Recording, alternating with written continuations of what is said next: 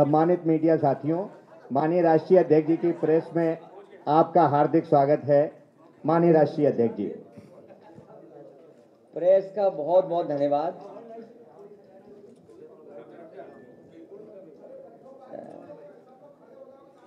हमारे प्रेस के सभी साथियों का बहुत बहुत धन्यवाद।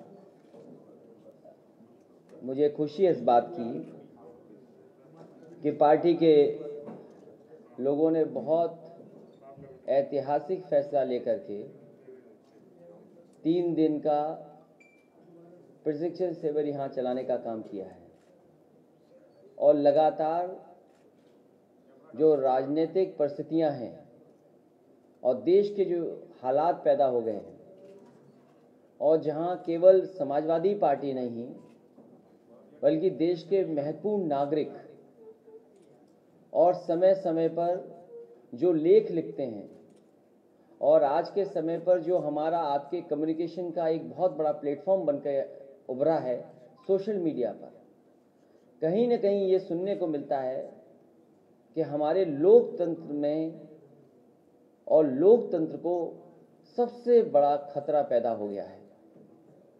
कई बुद्धिजीवी इस बात पर चर्चा कर रहे हैं कि लोकतंत्र बचेगा कि नहीं बचेगा।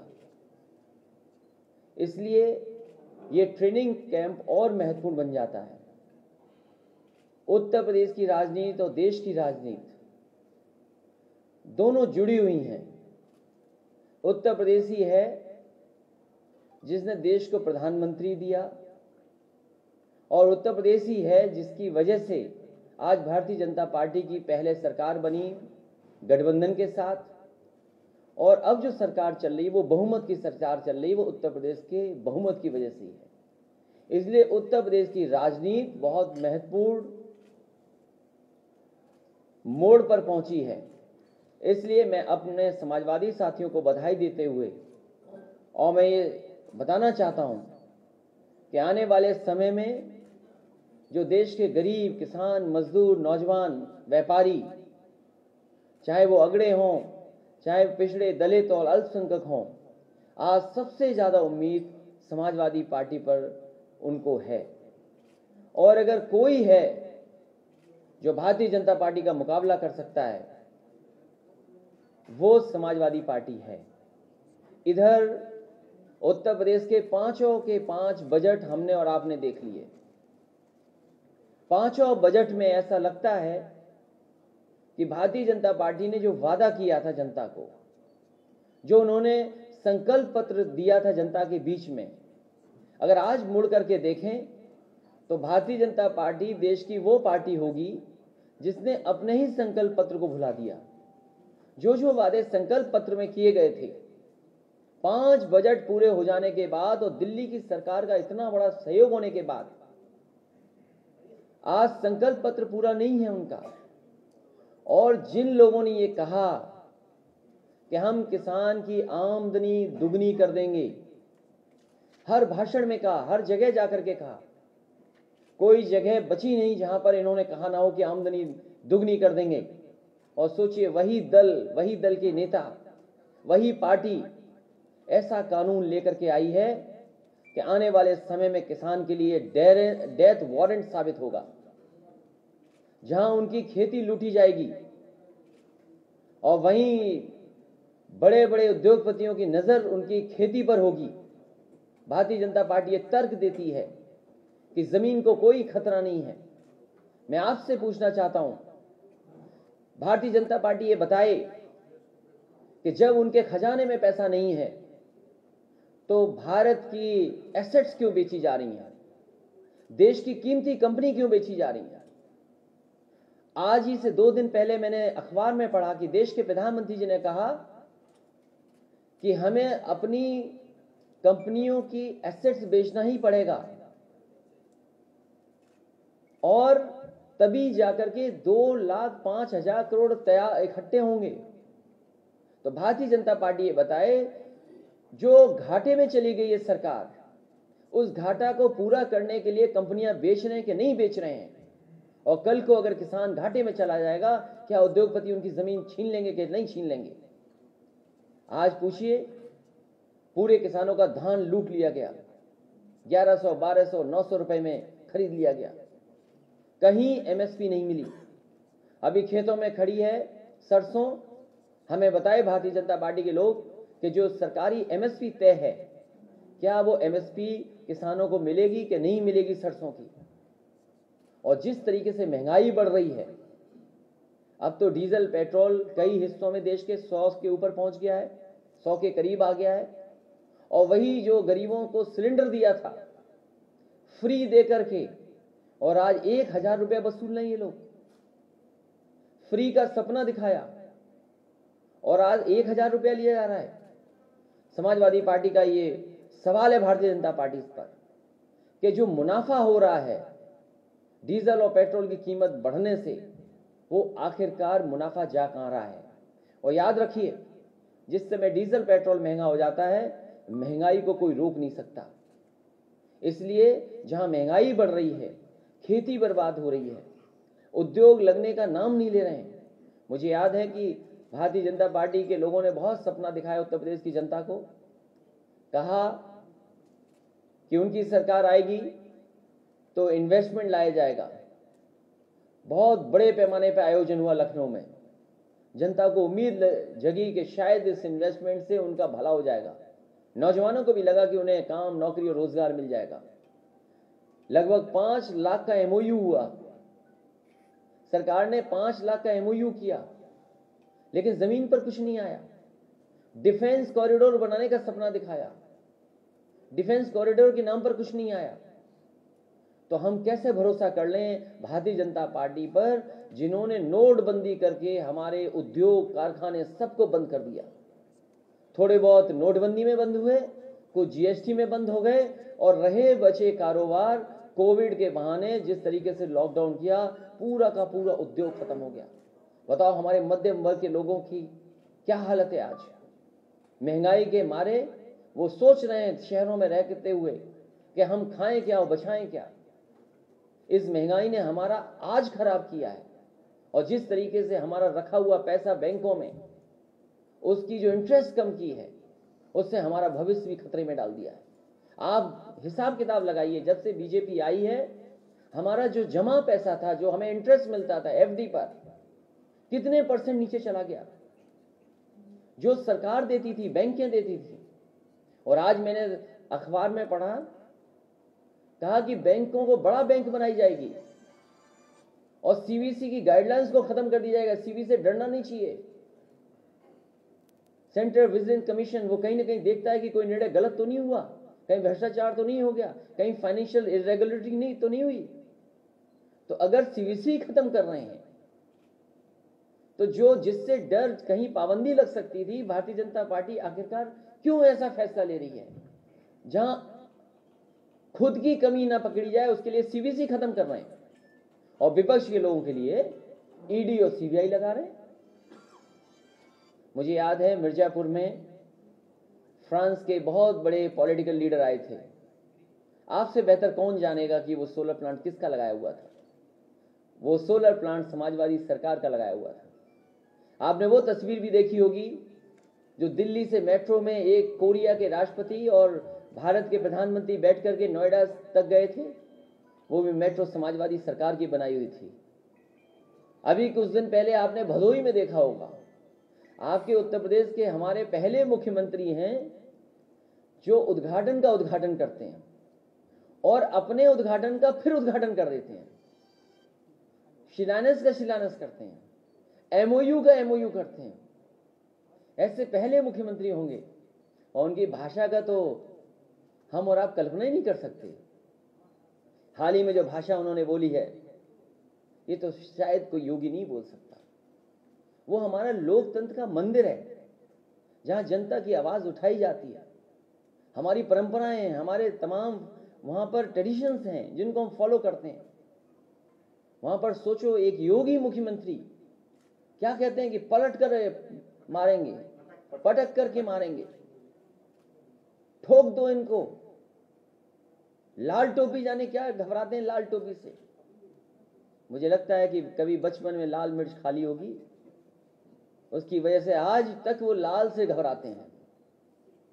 और ये लाल रंग जो टोपी का है वो हमारे इमोशंस का रंग है। हमारे इमोशंस हैं, अगर हम खुश होते हैं तो देखते हैं हमारा चेहरा लाल हो जाता है, हम गुस्से में होते हैं तब चेहरा लाल हो जाता है, हम दुखी बहुत ज्यादा रोएं तब चेहरा लाल हो जाता है। हमारे इमोशंस हमारा ब्लड बताता है, और ब्लड ही ऐसी चीज है जिसमें हमारे आपके अंदर भेदभाव नहीं है। आपका रंग भी लाल, हमारे रंग भी लाल खून का, और हमारी क्रांति का भी रंग लाल है। हमने तो उनकी किसी रंग पे बात नहीं की। हम ये भी तो कह सकते हैं जिनके दिल काले हैं उनकी काली टोपी है, जिनके दिलों में नफरत है उनकी टोपी काली है। और ये भारतीय जनता पार्टी जानबूझ करके इन मुद्दों से इसलिए राजनीति करती है क्योंकि अर्थव्यवस्था पे वो बहस नहीं करना चाहते हैं, बाजार पे बहस नहीं करना चाहते हैं। वो जानते हैं कि किसान को बाजार के भाव पे छोड़ दिया, हमारा किसान मर जाएगा, बर्बाद हो जाएगा। हमारे दुकानदार, छोटे व्यापारी, छोटे उद्योगपति, उनका कारोबार नहीं चल पा रहा है। कोविड ने मारा, महंगाई ने, जीएसटी ने, इसलिए जानबूझ करके बहस नहीं कर रहे हैं। इसलिए आने वाले समय में समाजवादी पार्टी 2022 में सरकार बनाने जा रही है। इसलिए हम मिर्जापुर, सोनभद्र, भदोही के कार्यकर्ता और यहाँ की जनता से भी मदद मांगने आए हैं कि हमारी समाजवादियों की मदद करें। जो लोग कहते हैं कि पेट के बारे में कुछ कहा मुख्यमंत्री जी ने कि पेट में दर्द होता है, हम उन्हें एक ही सलाह देंगे, अगर उनका पेट बड़ा हो गया हो, पेट दर्द हो रहा हो, तो एक ही इलाज है, वो है साइकिल। साइकिल चलाओगे तो पेट भी कम हो जाएगा और दर्द भी कम हो जाएगा। इससे अच्छा इलाज कुछ मुझे दिखाई नहीं देता। अगर सपा की सरकार बनी तो कितने बेरोजगारों को रोजगार दिया जाएगा? समाजवादी पार्टी की सरकार बनेगी तो काम, रोजगार और नौकरी के लिए काम करेगी समाजवादी पार्टी। ये अभी बता देंगे तो बीजेपी नकल कर लेगी, कुछ नई तोड़ निकाल लेगी। समाजवादी पार्टी उनके परिवार के साथ है, और इतने झूठे मुकदमे किसी पॉलिटिकल लीडर पे देश में नहीं लगाए गए होंगे। और केवल इसलिए मुकदमे लगाए हैं अधिकारियों ने कि एक अधिकारी को अपना स्टेट से यहाँ चाहिए था कि उनका एक्सटेंशन हो जाए, दूसरे अधिकारी क्योंकि भ्रष्टाचार में फंसे थे, उन्हें अपनी जान बचानी थी, इसलिए सरकार ने जानबूझ करके फंसाया। और भारतीय जनता पार्टी के बारे में आप सब जानते हो, मिर्जापुर का हमारा पत्रकार साथी जेल चला गया। किस लिए जेल चला गया? केवल उसने बता दिया कि मिड डे मील में न जाने क्या घोटाला हो रहा है, मुकदमा दर्ज हो गया। तेजस्वी यादव ने कहा, और कितना भागे हैं वो हमारा साथी जानता होगा जो हमसे मिला भी था। तेजस्वी यादव ने, यहाँ जेल नहीं जा पाए, लेकिन प्रदेश में आप पता कर लो, तेजस्वी न जाने कितने पत्रकार जेल जा चुके हैं। और हमारा ये जो पत्रकार साथी, उससे पूछो कितनी परेशानी आई होगी। बहुत परेशानी हमारे साथियों ने सभी साथियां हाँ? 4 साल में इस सरकार ने क्या किया, क्या उपलब्धियां? 4 साल मत बोलिए, 5 बजट में इस सरकार ने उत्तर प्रदेश की जनता को धोखा दिया है। मुख्यमंत्री जी ये बताइए कि ईवीएम के रहते क्या समाजवादी पार्टी 2022 में सरकार बनाने की परिकल्पना कर सकती है? समाजवादी पार्टी ने लैपटॉप दिए भी हैं। नहीं, ईवीएम की बात हम करें। उस टेक्नोलॉजी को हम समझते भी हैं। और आप में से जितने लोग बैठे हैं, आपके मोहल्ले में आसपास कहीं ना कहीं समाजवादी पार्टी का अभी भी लैपटॉप चल रहा होगा, और जब ऑन करते होगे तो हमारी और नेताजी की तस्वीर आपको दिखाई देती होगी। वो इसलिए दिखाई देती है क्योंकि समाजवादी सरकार थी तो हमारी सेटिंग थी। ये 10 लाख नौकरी का तो वादा, इसलिए ईवीएम को हराने के लिए ही ये ट्रेनिंग कैंप चल रहा है हमारा। नहीं आपके कार्य ट्रेनिंग कैंप हमारा इसीलिए चल रहा है कि चुनाव ईवीएम से भी हो तो हराएंगे, और जैसी समाजवादी सरकार आएगी ईवीएम को हटाने के लिए सबसे बड़ी लड़ाई समाजवादी लोग लड़ेंगे। इस बार इतना वोट डालेंगे क्योंकि वोट हमारा ज्यादा है। समाजवादी पार्टी नेम चेंजर होगी या गेम चेंजर होगी? समाजवादी पार्टी अगली सरकार बना करके पूरे के पूरे उत्तर प्रदेश का गेम चेंज कर देगी। लोकल समाजवादी पार्टी के कार्यकर्ताओं को मिर्जापुर की पुलिस फंसा रही है, कभी हत्या में, कभी ये जिलाधिकारी वही हैं, हाथरस वाले, आप जानते होंगे। और पुलिस के लोग ये करते ही हैं जानबूझ करके मुकदमा फंसाने लगाना। समाजवादी पार्टी इस किसान आंदोलन में समाजवादी पार्टी के कार्यकर्ताओं पर 10,000 मुकदमे लगे हैं, और हम पे भी मुकदमा है इसी का, वैश्विक महामारी का। अरे हम पे एक मुकदमा नहीं जिंदगी में, पहला मुकदमा दर्ज कर रही सरकार। और जो मुख्यमंत्री हैं उन पर न जाने कौन कौन सी धाराओं के मुकदमे थे और खुद वापस ले लिए उन्होंने। इसलिए ये ठोको नीति से चलाना चाहते हैं, किसी का सम्मान नहीं कर रहे हैं, चाहे वो पॉलिटिकल लोग हों चाहे पॉलिटिकल वर्कर हों। आपने बड़े काम किए हैं, जयंती है, आप भी बनारस में रहेंगे, प्रियंका गांधी भी बनारस में, बीजेपी के कई बड़े लीडर हैं।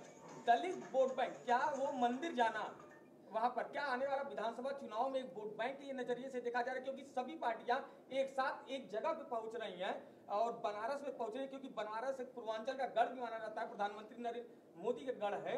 तो क्या आप मानते हैं कि ये गढ़ नहीं है, आ गए हैं।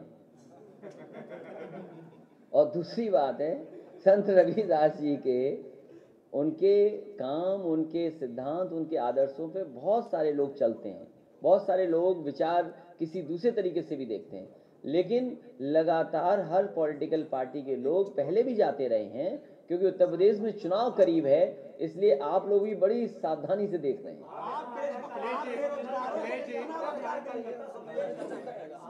जिले में जो कार्यकर्ता है उनमें जो गोलबंदियां हैं, जैसे आपने पिछले चुनाव में आपको राजेंद्र सिंह को हटा के तत्काल चुनाव के बीच में रामचंद्र निषाद जी को लड़ना पड़ा चुनाव, आज भी कितनी गोलबंदी है आपकी लोकल पार्टी में, उसको कैसे खत्म करेंगे आप? ये जो छोटे छोटे गोले हैं, ये सब बड़े गोले में आ जाएंगे अब। नहीं, आप बात नहीं समझे। ये जो छोटे छोटे गोले बने, एक बड़ा गोला बना देंगे, उसी के अंदर सब आ जाएंगे। ये सरकार के लिए सब एक होने जा रहे हैं, क्योंकि आज किसान दुखी है। अभी मैंने सड़क पे पूछा किसानों को, मैंने कहा हाथ जोड़ के पूछा कि बताओ और महंगाई बढ़ाना चाहते हो? बोले इस बार सुपड़ा साफ कर देंगे। सोचिए आप, क्या आप कल्पना कर सकते थे कि डीजल पेट्रोल 100 रुपए के करीब पहुंच जाएगा? आपका ये सिलेंडर जो है उज्ज्वला के नाम पर आपने दे दिया सिलेंडर सबको। धर्मेंद्र प्रधान जी का ये कहना है कि ठंडी के कारण जो तेल की महंगाई है वो ठंडी के कारण बढ़ी है, जैसे जैसे गर्मी आएगी वो महंगाई कम होगी। देखिए, ये तर्क नहीं होता है, ये कोई तर्क है? सरकार के हाथ में सब चीजें, सरकार कंट्रोल कर सकती चीजों को, ये सरकार के हाथ में है। ये मौसम नहीं बताएंगे। जैसे कि याद कीजिए, जब गोरखपुर में बच्चियों की जान जा रही थी तो एक यहीं के प्रदेश के मंत्री ने कहा क्योंकि इस मौसम में तो जान जाती ही जाती है।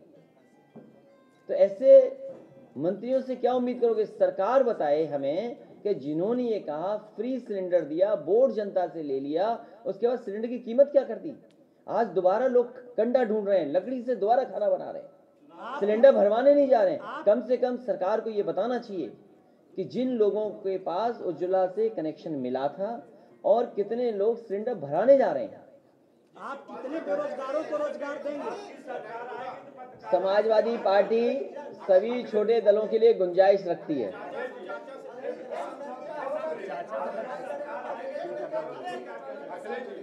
ऐसा है कि आपने कहा 5 बजट हुआ और जो भी सरकार होती उसमें अगर सशक्त विपक्ष नहीं है तो इसका मतलब सरकार सही ढंग से काम नहीं करती। जब आपकी सर्वदलीय बैठक होती है, अभी बजट भी हुआ, पत्रकारों के लिए यहाँ तक जो वैक्सीन जिसे कहते हैं उसके लिए भी पत्रकारों को पत्र देना पड़ा मिर्जापुर में, और कुछ नहीं हुआ। तो आप इस मतलब पार्टी के लोगों ने कुछ बोला नहीं, उस पर टिप्पणी किया नहीं, हर चीज पे बजट पर आपने टिप्पणी किया सभी अखबारों में, लेकिन पत्रकारों के लिए कुछ नहीं किया। सरकार आप ऐसा करिए, एक विशेष पैकेज आपको दिया जाएगा।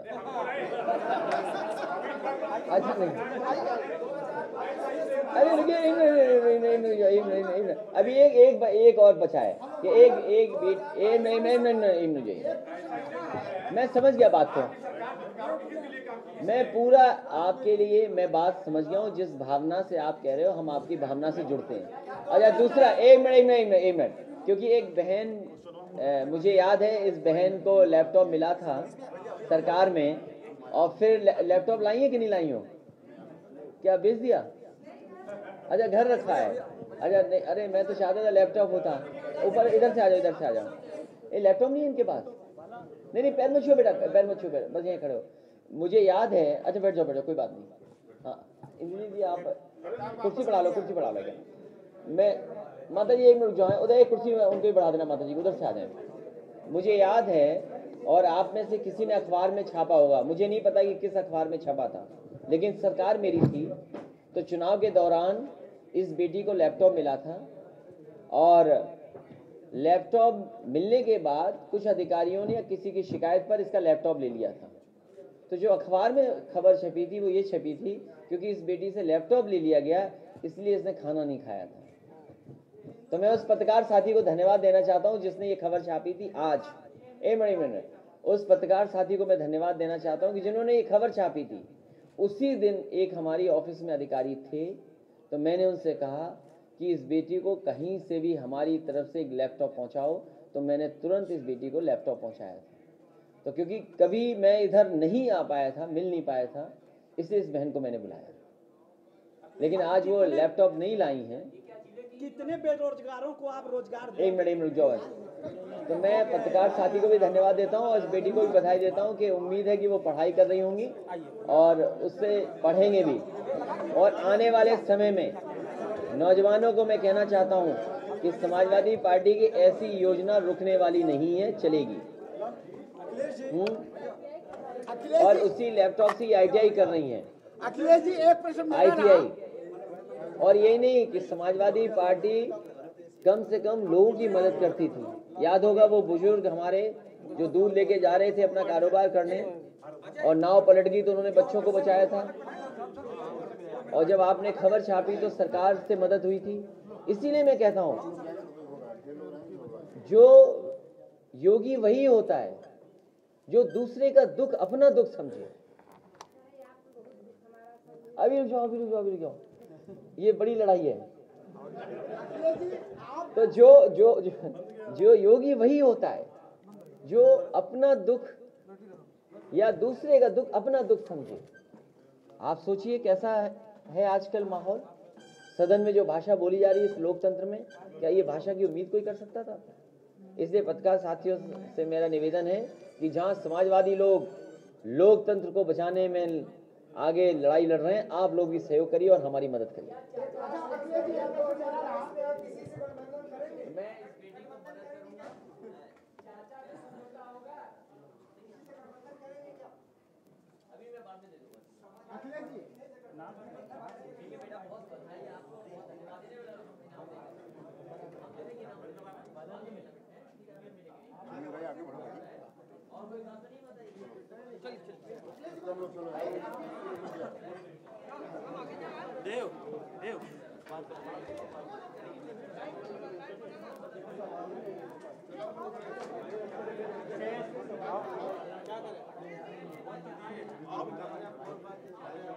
क्या है यानी